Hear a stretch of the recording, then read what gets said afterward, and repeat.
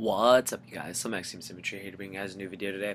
I'm here to do a video about hand traps, and the reason why I'm doing this video is that Dale Bolito commented on one of my statuses on Facebook and said that if he were to return to YouTube, he would make a video on how he felt hand traps ruined the game of Yu-Gi-Oh!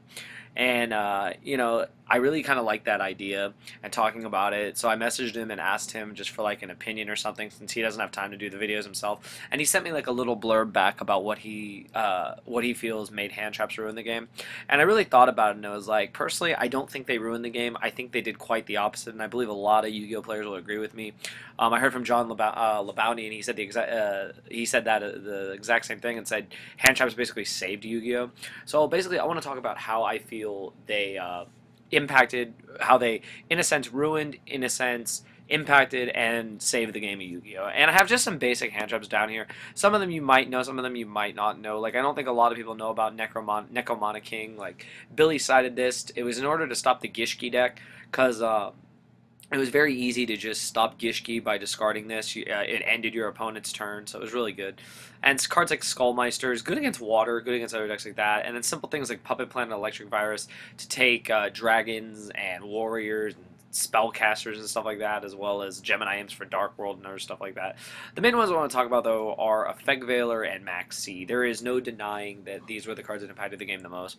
But first, I'll relate to you guys what Dale said to me. He said that he felt that they ruined the game for the fact that sometimes in the game you get into what are known as uncontrollable factors, to where you're trying to play around cards like Gores or Tragodia or even Maxi, because Maxi is a very hard card to play around, especially if you're the type of deck that gets hit hard by Maxi. Like, for example, Dragunity Rulers, Dragon Rulers in general. Dragon Rulers, basic Dragon Rulers can stop when they get Maxi.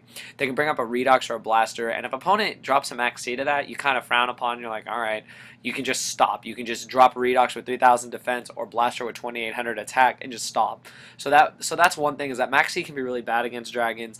It's good like when they bring up Tidal or when they bring up a tuner or something, like they're kind of forced to drop to Synchro or to XYZ, or else they're going to get stopped by Crimson Bladers. So that's really what's interesting. Basically what he was saying, though, is that you get into uncontrollable factors and that you have a lot of things to play around. Like, if your opponent's main decking cards like Maxi and Gores and Effect Veiler and Battle Fader and other stuff like that, it sounds like Frog Monarchs in a sense.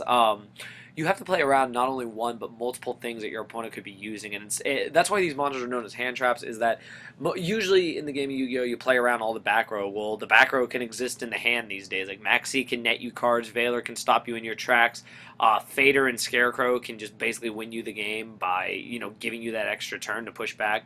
So that's what he meant, is that basically it's hard to play around multiple cards, and that it can get to a point where you can stop some things but not play around against the other things. So that's how he felt that they kind of ruined the game. They kind of changed the way the game was played. It used to be that if you cleared your opponent's board and you summoned basically like Rescue Cat or Cyberstein or something from back in that era, you probably won the game because of it, because you were free to resolve your effect. There was nothing. Effect Veiler did not exist.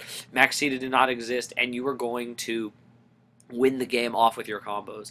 So that's was Dale's little bit of input. He would have added more, but he had to go at the time. But I want to thank him for that. I'm sure if he gets a chance, he'll send me some more info, and I could probably make a part 2 of this video. But that's how he felt they ruined the game, that they just made things different for the game of Yu-Gi-Oh! They made it so that you had a lot more things to play around. You were not only playing against back row, but you're playing against traps that were in your opponent's hand, and you could walk into them at pretty much any time. So that's how he felt that that affected the game.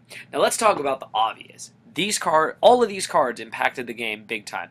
Maxi and Veiler really impacted this game. What was interesting about these cards is that when they first came out, they're kind of overlooked. Effect Veiler, I knew about the card. I never pulled the card, but I tried to get some. It was overlooked, and a lot of people did not acknowledge it right away. But of course, that changed very quickly as people saw it was one of the best cards in the game to be able to stop your opponent's effects. It was just really good. And Maxi, basically the same thing. It wasn't given a lot of attention, and then when people started winning, like, I believe Philly Luna, or one of the really pro players, main deck 3 copies of this and was the first person to main this card in their deck, and it really made a big influence on how they performed at the event.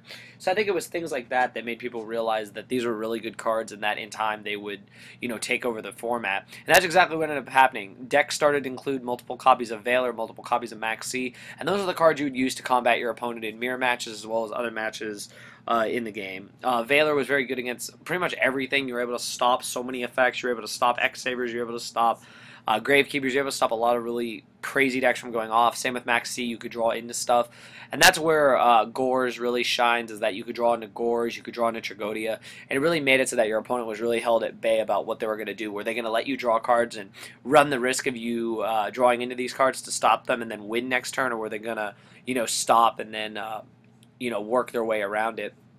So that's where their impact really came from, is that all of these cards do multiple things. You have Battle Stoppers, you have Monster Stealers, you have Monster Effect Negation through Herald of Orange Light, which is one of the best, I feel, hand traps in the game. It's one of my favorite hand traps in the game, just because you discard in an affair and you pretty much stop anything. You can actually stop a Swift Scarecrow with it, which is huge.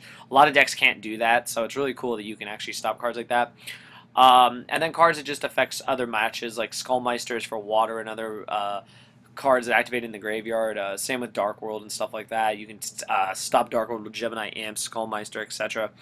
And then DD Crow. DD Crow is still one of the best hand traps. It's still being used to this day. It's been around forever. This card is just really good. It's good against Dragoonity. It's good against Spellbook. It's good against a lot of decks where it can cut off colors against Dragon Rulers. Just an overall just amazing card.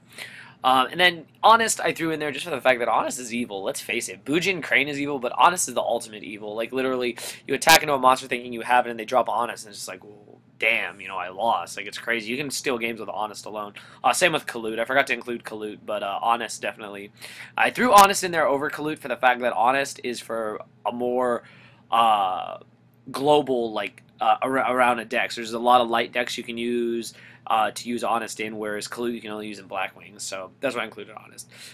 But let's talk about the final part of the video, the main part of the video, how hand traps saved this game. I'm going to start with the number one. Effect Valor, in my mind, saved this game. Cyberstein, pay 5,000, bring up Cyber End Dragon, Megamorph, attack for game. Basically, that was the most ridiculous thing I had ever experienced back then. I did my deck profile on that. You guys already know about that. Effect Failure did not exist back then. If you had double Giant Trunade, you had Heavy Storm, you had Typhoon, you had ultimate back row destruction. If you got rid of your opponent's back row and you brought out Cyberstein and you Megamorphed, you basically won the game. And if they had a set monster and it wasn't anything big, or they had a Scapegoat token, you still won, because Cyber End Dragon had Piercing. You could just Megamorph it to 8,000 and win in one turn.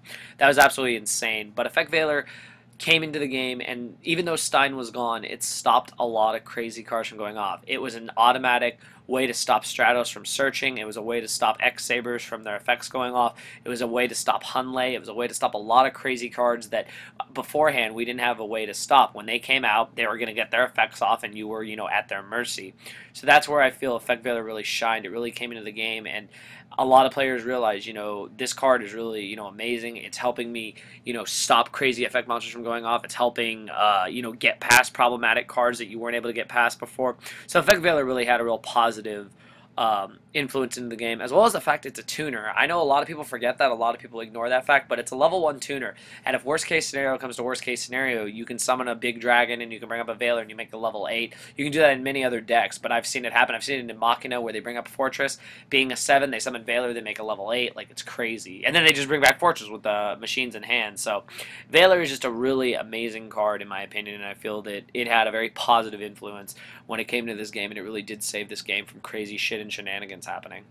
And Maxi is iffy. Maxi is funny because this card at one point was ran in 3. It was like $100 each, and it was crazy how much this card mattered. You needed it, you needed it, you needed it against windups.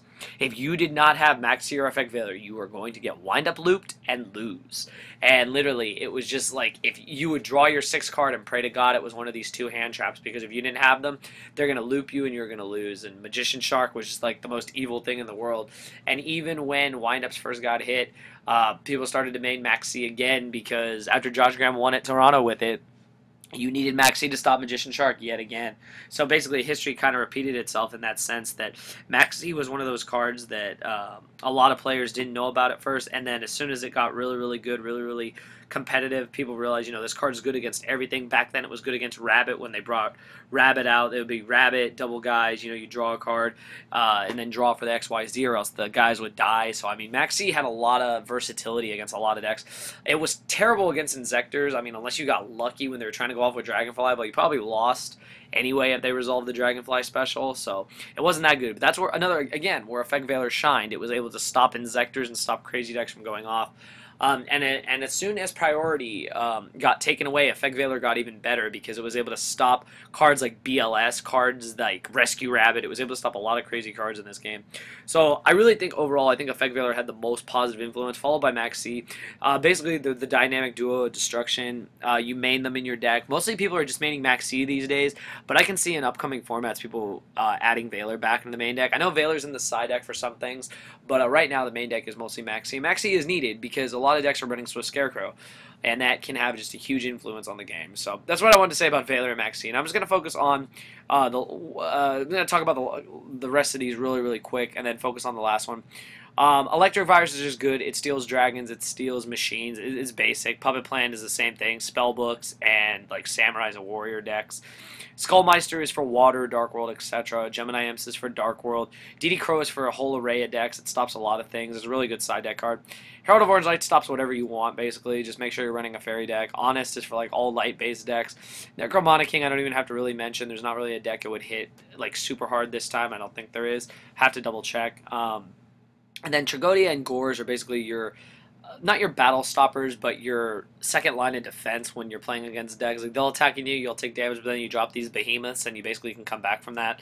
And Battle Fader are kind of the same thing. Like, Battle Fader, I'll talk about Battle Fader real quick because people are afraid of Felgrand, so Battle Fader gets past Felgrand, so that's huge, and then helps you, go off next turn. So Battle Fader is a really good card. But the last card I want to really focus on is Scarecrow. This card, it was ignored when it first came out. It was used in crazy decks like Countdown and Exodia and decks like that, and Chainburn and stuff like that. And now Scarecrow is being main decked and or side decked in a lot of decks for the fact that OTK suck. Elemental Dragons have returned, they have 6 cents, they have so many ways to OTK you. And now with Scarecrow, you're able to stop those attacks. Scarecrow is just really good. It's how you prevent yourself from pretty much dying. Like, you max C and draw into Scarecrow. It's the main card you want to draw into when you're playing max C. Like, you really hope to draw into Scarecrow because it's like your best bet against a lot of these crazy decks. And I think that overall, that's what these hand traps have done. They've fully impacted the game. They've changed the way the game is played. And they've made it so that people don't haphazardly try to go off fearing that there's nothing there unless like your opponent really didn't draw anything. You can get stopped by a single Effect Veiler, you can be halted with a single Maxi, and you can lose to a single Swift Scarecrow resolving. So that's what I think is really interesting about these hand traps overall. And I know I didn't include them all, but that's all I wanted to really talk about in this video. So anyways, I hope you guys enjoyed the video. Thumbs it up. Please comment below with anything I forgot to mention about these hand traps. Please include other hand traps. There might be a part 2 to this. I'll see how things work out. I know a lot of you are going to say they saved the game. Please, comment below with examples, like how you feel Effect Veiler and all these other cards have really saved the game. And just let me know what you guys thought of this episode. I would have done this in real life, but I didn't have all these cards. I wanted to include them.